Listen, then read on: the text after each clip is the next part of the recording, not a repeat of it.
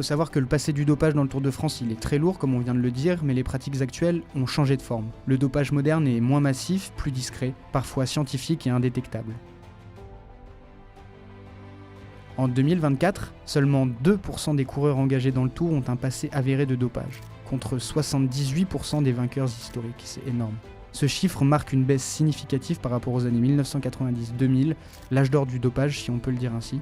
L'encadrement médical et les contrôles antidopage sont plus stricts et cela explique en partie cette évolution à la baisse.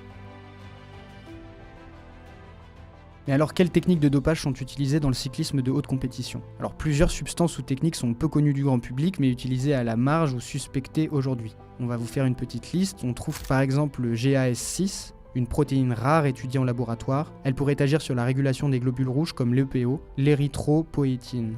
Elle est peu détectable et pas encore sur la liste des interdits de l'Agence médicale antidopage. On trouve également l'utilisation des microdoses, une utilisation ultra précise de substances interdites comme l'érythroprotéine, donc l'EPO, qui stimule la production de globules rouges, améliorant ainsi l'oxygénation des muscles et l'endurance. Ou la testostérone, à des doses très faibles. Elles disparaissent en quelques heures, donc passent sous les radars. Ensuite, certains cyclistes recourent aux autotransfusions. Donc en gros, le coureur stocke son propre sang durant l'intersaison, puis se l'injecte pendant le tour. Cette méthode, elle augmente la capacité d'oxygénation sans substance externe, donc cela est très difficile à prouver.